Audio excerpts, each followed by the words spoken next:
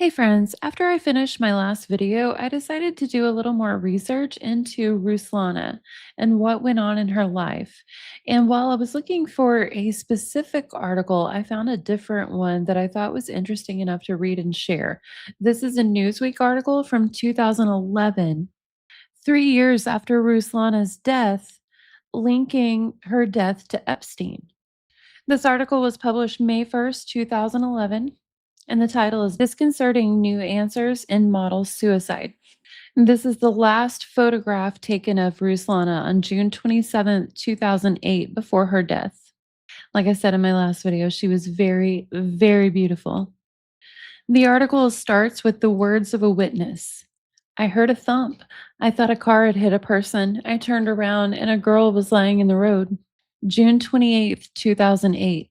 One day after this beautiful photograph was taken, 2:30 p.m. on Water Street, the corner of Wall Street in Manhattan, a headache-making hot New York high summer. It's Saturday and the bankers are away. The street is empty, apart from a dead girl in the middle of the road. Police report the deceased is a Russian supermodel, Ruslana Korshinova. Her death is a suspected suicide by jumping from the building site next to her ninth floor apartment. No signs of a struggle detected. No alcohol or drugs in her blood or urine. She left no note. She was 20. She landed 8.5 meters from the building. 8.5 meters? That's not a fall, that's a leap. That's almost flight. The supermodel didn't stand on the ledge and take a step off. The supermodel took a run and soared. There are models and there are models. There are the lanky androgynous clones, the perfect coat hangers for catwalk collections, and then there are the Ruslanas, the ones who stand out. Their proportions are not perfect. Their catwalk work limited, but they become the faces that define a product. Ruslana was famous for being the face of a magical, enchanting perfume by Nina Ricci. You might remember the ad. It's in the style of a fairy tale. Ruslana, in a pink ball gown with bouncing curls and wonder filled eyes, enters the palace room. She gasps with teen excitement. In front of her, a magical tree. At the top, a glistening pink apple. She climbs the tree and reaches for the apple. Ruslana seemed to have everything. Why this dismal end? The answer to that question would lead me on a 3-year journey as I researched material for a documentary through New York, London, Milan, Kiev, and Moscow into the life of that shiny, lonely tribe, the world's top models. On the way, I found more deaths among Ruslana's friends, more attempted suicides until ultimately I arrived at the most likely destinations in the former evil empire. Water Street is at the tip of the financial district where office blocks meet the East River. In the evenings, it's dead, just clerks in pallbearer black suits hurrying home. Ruslana's apartment is a rare residential building on the street. Few families live here, just the tired foot soldiers of globalization, a Central Asian wool trader, a Malaysian PhD student. Jobbing models hand the place down to each other. Ruslana was the last. There are few personal belongings in Ruslana's rented rooms.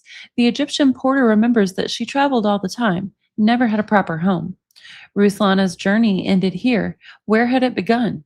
Tatiana is a modeling scout. She sees thousands of girls a year. Maybe 3 will make it to the top. The former Soviet Union is her territory. More than 50% of the world's top models are from the region. Many girls see it as their best chance for a decent life. In 2005, Tatiana was flying home from a beauty pageant in Almaty, Kazakhstan. She had seen no girls of note, a disappointing trip. She flicked through the in-flight magazine, browsed through a random article about Amazons, and then she stopped. A photo of a girl, amazing. The photo itself was in dubious taste, a semi-clad waif in tribal garb, posing like some cross between a Lolita and Mowgli in a jungle of plastic trees. But the girl herself, she was amazing. Her blue gaze went on forever, so powerful and deep that everything, Tatiana, the plane, the clouds, seemed to be caught inside it. Small toys suspended inside this young girl's gaze. Wolf-like, she stared out from her Siberian ancestry. The taiga, Baikal, snowy waste. Tatiana had visited every modeling agency in Almaty. How could she have missed her? It turned out Ruslana wasn't a model, but a friend of the editor. They'd taken the photos for fun.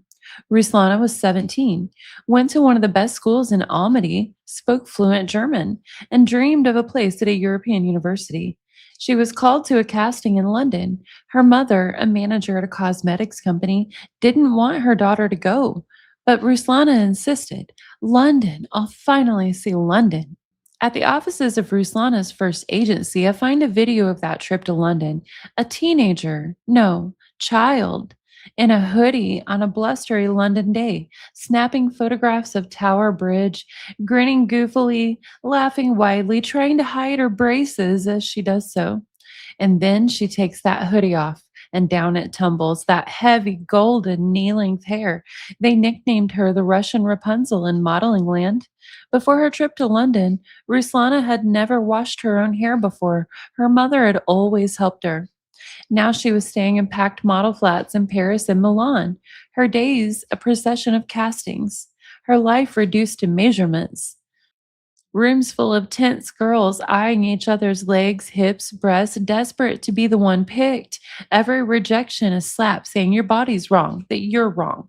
Friends remember that Ruslana would cry. She took rejection personally, missed home.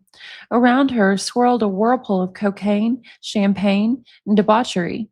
Many girls get sucked in. Many girls get sucked in. Ruslana was different. She would go to bed early and wrote poems to console herself, posting them on social networking sites. Instead of moaning at the thorns, I'm happy that a rose among them grows. Then came the Nina Ricci ad, the magical tree, the pink apple, stardom. That ad took Ruslana from the world of wannabes to the best parties in New York, trips to the convicted pedophile Jeffrey Epstein's private island, to Moscow, where the Russian mega rich were keen to meet the beauty from the ad, and where she fell blissfully and childishly in love with one of the handsomest tycoons in town. In Moscow, I seek out Luba, Ruslana's best friend and colleague, who was close to her in Moscow around that time. Luba's flat is stuffed with hundreds of cuddly toys. They're nothing like the images on paper, these girls. They're small, scared, brittle. When the camera zooms tight, you notice their wounded eyes, both searching for guidance and mistrustful. Luba remembers Ruslana's lover well. He's gorgeous, girls drop at his feet. He's been with so many of my friends, all of them perfect. Friends, more experienced girls like Luba, warned Ruslana not to fall in love, but she was certain this was the real thing. She wanted marriage, children, a steady home. That was the thing about Ruslana. There was something childish about her. She believed. When the tycoon dumped Ruslana, she kept on texting him, hoping for an answer. She posted poems of unrequited love on her networking page. You left again, leaving in return a castle of pink dreams and ruined walls. It feels as if someone tore out my heart and trod all over it. Friends recall that the tycoon's personal assistant called Ruslana and ordered her to leave him alone. And as suddenly as he had dumped her, her career stalled too. She couldn't understand, Luba says. Suddenly she was one of 1,000 girls, one of a million, a no one. So was it all that simple? Just a girl caught up in her emotions, sucked in and tossed out by an uncaring industry? It's a scenario many models face. Elena Obakova attempted suicide after 2 years working in Milan. She's now a psychologist planning to set up a counseling career in Moscow aimed exclusively at models. You're in a world where nothing is real. You're paid to be always on show. Men sleep with the girl in the photograph, not with you, but your feelings are genuine. At one point, I just couldn't tell who I was anymore, me or the image I was modeling. And in a weird way, the only way I felt I could be real again was to attempt suicide. But Ruslana's friends and family all reject the idea that love and career were the cause of her demise. Modeling had never been more than a means to an end for her. She was planning to enroll at university. She was over the tycoon by the time of her death. There were new lovers on the horizon. They suspect foul play, that the case closed too quickly. How did she manage to jump 8.5 meters? She wrote incessantly. Why no note? She'd hinted at conflicts over money, but never said with whom. Was she being forced into something she didn't want to do? Samples of Ruslana's remains are kept in a beaker in an underground vault at the New York office of the chief medical examiner. The family orders bits of blood and flesh, hoping toxology and histology tests will give fresh clues. A year passes from Ruslana's death. I get a call. Another model has killed herself, this time in Kiev, Ukraine. She is Ruslana's friend. Luba, Ruslana's confidant from her Moscow days, knew both girls well. She chain smokes backstage at Moscow's Fashion Week. I persuade the organizers to let me film there by pretending I'm shooting a glamorous portrait of the fashion industry. Conversation is difficult, and we talk in between her walks on stage. She whispers, scared, before gathering herself before the flashbulbs of fashionistas. First Ruslana, now Anastasia. I'm wondering which of my friends will be next. I sit with Olga, the mother of the second girl, in a Kiev cafe. She's slight, a former ballerina, and she's trembling. The grief seems to blow through her like a wind. A waitress takes our orders. The process turns tortuous. How to decide whether you want extra cream when you've just lost your daughter? I got home late. She wasn't there, she said. I found a note. Forgive me for everything. Cremate me. I ran to the police station. A cop said casually, "You the mother of that girl who threw herself from the block of flats?" I didn't know what to say. They showed me a bag with sneakers. They were hers. There could be no doubt. Anastasia Drozdova had grown up with a mother in her single room dormitories, moving from one provincial ballet to the next. Olga had wanted her daughter to follow in her steps and become a ballerina. But Anastasia was too rangy for the quick procession of classical ballet. In the blashy home video of her dancing lessons, Anastasia was always tripping over herself, dismayed at her own body. But that body was perfect for modeling. She came in 14th in elite model looks European competition, third for the whole of the former Soviet Union. She worked all over the world, helped her mother build a proper apartment. Anastasia had a deafening laugh. People would turn around and stare in restaurants. Was the live wire at every party.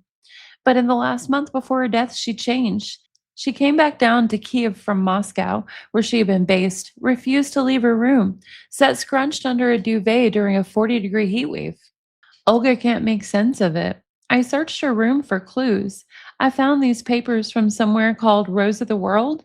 Strange words. Anastasia, your lullaby is winter's end. You're on your way.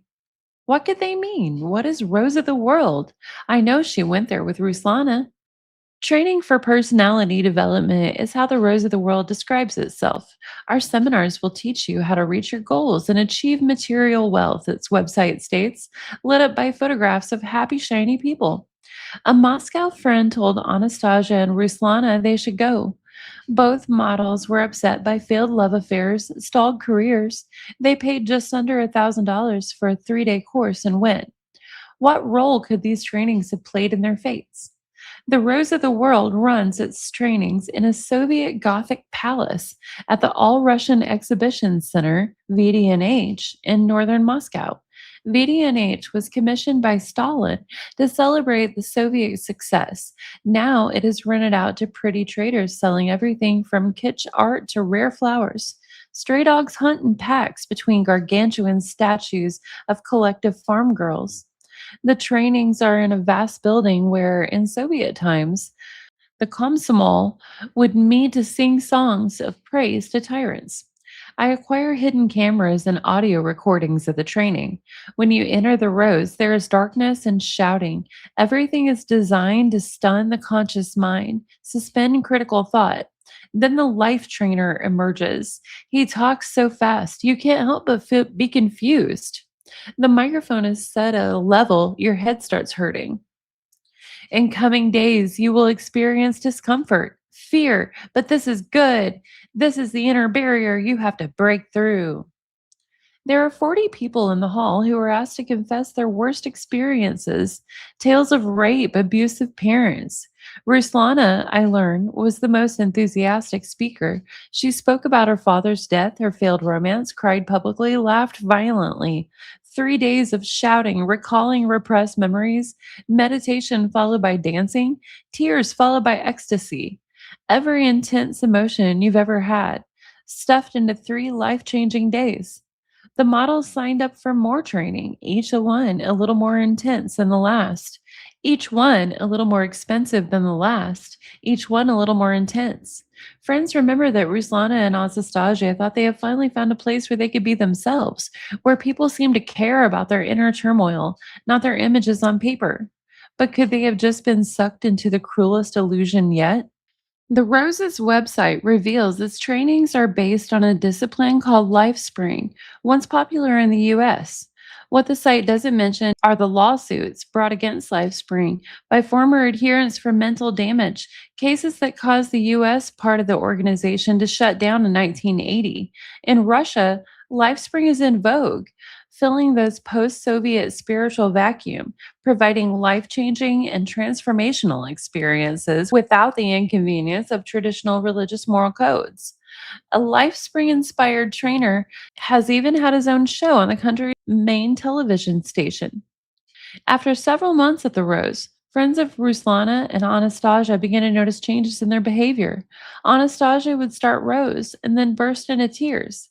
She missed castings, became reclusive. Ruslana became aggressive. For the first time ever, swore and cursed. Both lost weight. Volodia, a true believer who works as an assistant at the Rose, claims this is normal. Ruslana had what we call a rowback. She felt a little strange. You'd find her wandering around town, unsure what she was doing there. Maybe she'd cry at night. But she couldn't have killed herself. We cured her of any problems she might have. And Anastasia, she was messed up already. We tried to help her, we really tried. But she refused transformation. Blame modeling, maybe drugs, not us. Experts think differently. In New Jersey, I visited Rick Ross, the head of Cult Education Forum, a nonprofit group devoted to research into cults. These organizations never blame themselves. They always say it's the victim's fault. They work like drugs, giving you peak experiences, their adherents always coming back for more. The serious problems start when people leave. The trainings have become their lives. They come back to emptiness. The sensitive ones break. Young women from the former Soviet bloc are particularly fragile. Six of the top seven countries worldwide for suicide rates among young females are the former Soviet republics. Russia is sixth in the list, Kazakhstan second. The sociologist Emil Durkheim argued that suicide viruses occur at civilizational breaks, when parents have no traditions, no value systems to pass on to their children. Thus, there is no deep lying ideology to support them when they are under emotional stress. Ruslana and Anastasia's parents were brought up in the Soviet Union. Their children lived in a completely different world. Anastasia spent almost a year attending trainings at the Rose. A few months after her final sessions, she broke down completely. Ruslana was there 3 months. Then she returned to New York to look for work. At that time, she wrote, I'm so lost. Will I ever find myself? That was a few months before the end. June 27th, 2008, one day before her death, Ruslana starred in a photo shoot on a roof in Midtown New York. A weird day, first rain, then sun, so hot the camera burns. The photographer's name is Eric Heck. He shows me grainy 8mm video of Ruslana's last day. The Ruslana we see in the photo is completely different from her previous work. She's a grown woman, not a fairy tale princess. For the first time, I catch a glimpse of the real person. She'd always been told to play different roles, to be a bubbly teenager. What I saw in her was more than that, a timeless beauty, Heck says. I shot her when she wasn't watching. She had no time to pose. That's when you get the best work. She was free. A day later, she was dead. 3 days before her 21st birthday. Ruslana's friends and relatives are still convinced she was murdered. All the pathology tests have proven nothing new, but every report leaves enough space for speculation. More than 2 years after her death, the Nina Ricci ad with Ruslana was still employed in Russia, her face hanging over Moscow with a promise of enchantment. The perfume is a hit with teens. It smells of seductive adult musk mixed with the childhood scents of toffee apples and vanilla. That is the end of the 2011 article. And now I want to point out some things in it that appear to be easily refuted or contradictions, or perhaps they are correct and then the other sources are easily refuted. I'm not sure. The article says Ruslana was discovered by a modeling scout named Tatiana and vividly describes the photos that she was discovered from. A photo of a girl, semi clad, waif, in tribal garb, posing like some cross between Lolita and Mowgli in a jungle of plastic trees. And that she was in this because she was a friend of the editor, a friend of a friend of the editor. And they'd taken the photos for fun. However, other sources indicate that she was scouted by someone named Debbie Jones from an All Asia article about her German language club. I get the feeling that since her death, details about her life have been deliberately obscured. But I'm going to keep trying to find them out, friends, because I just feel like not enough attention has been paid to this tragedy. And even though I can't find any connections between Epstein and the Rose of the World cult, since we already know that he sent young girls to troubled teen industries, finishing schools, etc., for their behavior, that seems like the type of place that he would send someone. So I really want to find out all that I can there.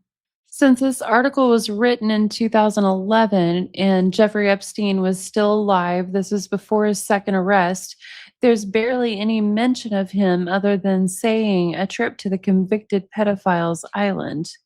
But I bet now that we have a lot more information, the threads go a lot deeper, friends, and I'm going to do what I can to research them out. It's really suspicious to me. I've read from other sources that the tycoon that Ruslana fell in love with, that her friend was describing, who is so handsome and has had all of the models, was married and was upset because Ruslana wasn't letting it go, was acting kind of public about it. Now, that makes me wonder if he reached out to Epstein and said, "Hey, she's being a problem," because it's very weird to me that right after that, all of a sudden, her modeling opportunities just dry up. We've seen very clearly from Epstein's emails that that's a thing that he does. Whatever someone calls in a favor, or he's annoyed at someone, he'll call in a favor, and they will cause all of someone at any level, whether it's a model, a tycoon, a country, anything, he'll shut off their money. That's something he likes to do. He says no one else understands money and then goes on rambling about reputation being the real currency in his Steve Bannon interview. I think that's how he used people. So, friends, if you saw any other contradictions or you have any other questions about this article, let me know. I am going to continue researching on this. It's caught my attention, and also other things in the Epstein files as well. Hope everyone's having a good day. Let me know what y'all think in the comments.